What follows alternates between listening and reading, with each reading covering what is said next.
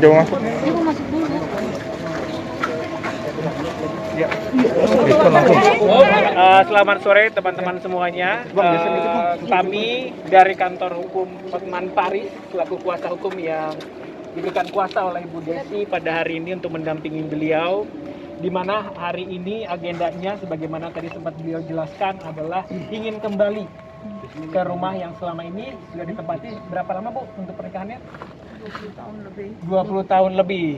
Nah, hari ini kita akan kembali ke rumah, kita mau masuk ke rumah, kita lihat ini agenda ini bagaimana, apakah akan disambut baik oleh pihak dari Pak Hotma atau bagaimana. Jadi kita coba jalankan dulu, nanti setelah itu kita baru sesi tanya jawab, kira-kira bagaimana gitu. Jadi kita coba ketuk dulu pintunya, atau Ibu ada mau ditambahkan kira-kira?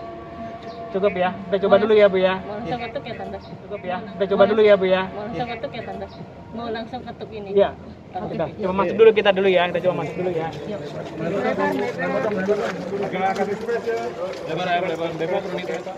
Thank you.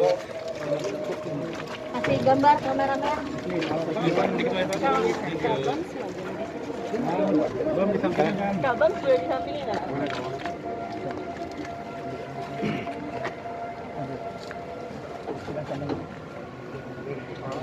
Pak,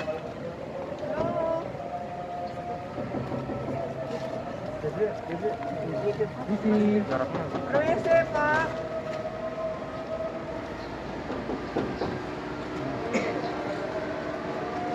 Ada orang cuman nggak dijawab. Ada orang tapi tidak dijawab ya. Ini sih. Ini sih. Permisi. Tidak dijawab. Ada orang yang pada lembu ya? Ada ya? Ada 4 orang. Ada 4 orang. Coba panggil lagi coba. Permisi Pak. Ini Pak. Permisi Pak. Sudah direspon. Sudah respon. Dilihatin tadi.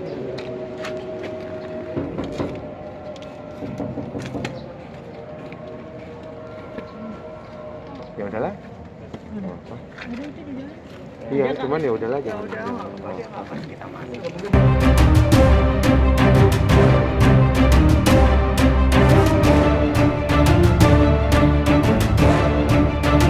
Dan inilah kabar mengejutkan dari rumah tangga orang tua Bams, mantan vokalis Samson. Terlihat harmonis selama 22 tahun. Rumah tangga pengacara kondang Hotma Sitompul dan Desi Retarigan nyatanya menyimpan bara yang panas. Puncaknya Ibunda Bams dan anak-anaknya diusir dari rumah yang selama ini mereka tempati. Lantas seperti apa kronologis kejadian di mana Ibunda Bams diusir oleh Hotma Sitompul? Jadi mungkin saya cerita sedikit kronologisnya. Sejak tanggal 7 Februari saya diusir secara tiba-tiba oleh Bapak HS. Saya juga nggak tahu penyebabnya apa. Pokoknya diusir dengan mengatakan saya tidak mau lihat muka kamu lagi di sini dan barang-barang kamu tidak punya hak di sini. Kamu silakan keluar dari sini tanpa kamu bawa, maksudnya saya tidak akan, kamu tidak punya hak apa-apa lagi di sini gitu. Malam itu juga saya kembali ke rumah ibu saya di sebelah.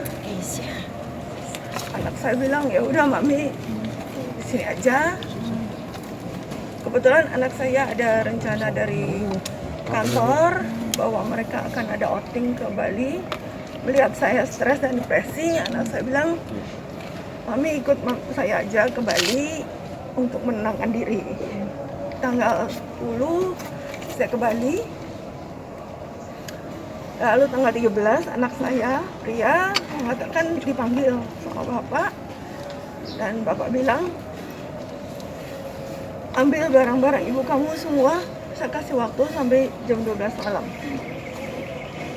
Setelah itu, saya akan pagar ini antara rumah saya dengan rumah ibu saya dengan batasan yang mengambil tanah ibu saya.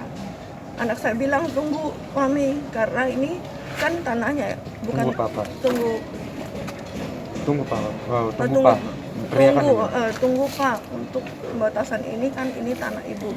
Dia bilang nggak peduli nanti masalah ribut-ribut belakangan.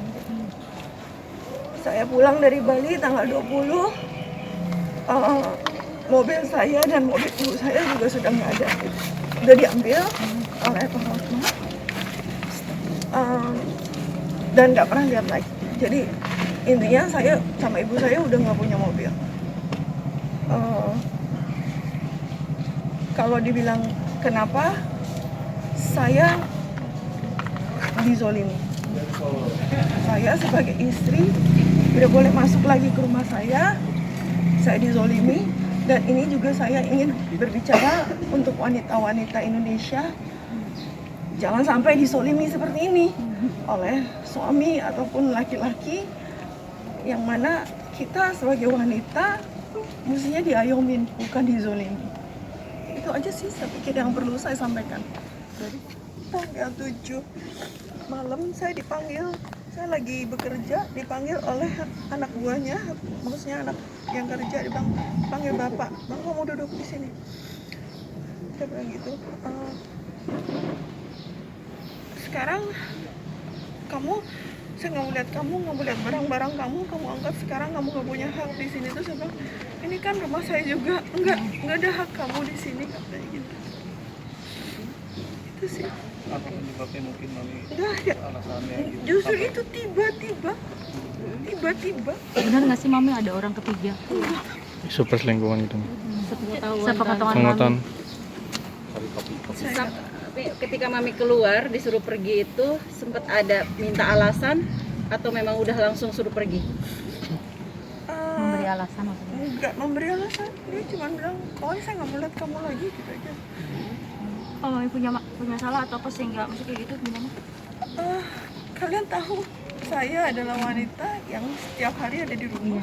Boleh dibilang 24 jam saya di rumah, nggak pernah kemana-mana. Ya, saya berusaha menjadi seorang istri yang dituntut oleh bapak gitu ya. Saya nggak pernah ada urusan apa-apa, malah bersosialisasi juga saya enggak selain di Instagram. Itu juga saya mau membagikan sesuatu yang positif selalu ke teman-teman di Instagram.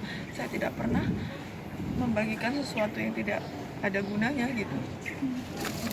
HS mau ngusir Mami, Enggak tahu.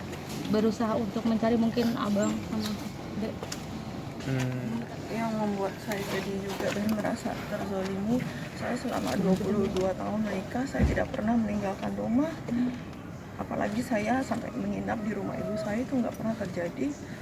Dan kalian teman-teman juga tahu bahwa saya setiap hari masak di dapur saya itu.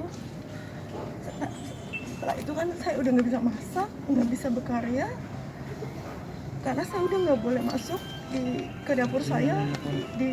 Mungkin anak saya bisa, saya ditulis tidak boleh masuk oleh bapak. Boleh ditahan dulu. Ini agak ke kanan Kak. Tega banget bahwa dia tahu bahwa saya hidupnya Oke. di situ. Hah?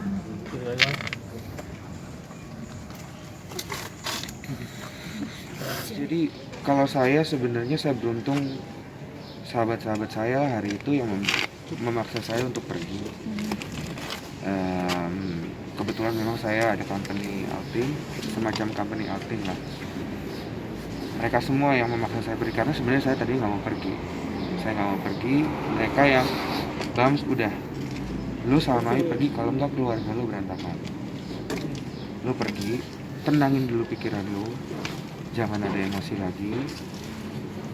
Karena memang sekarang lu pasti emosi. Gue ngerti kalau lu emosi sama adik lu, sama ibu lu emosi.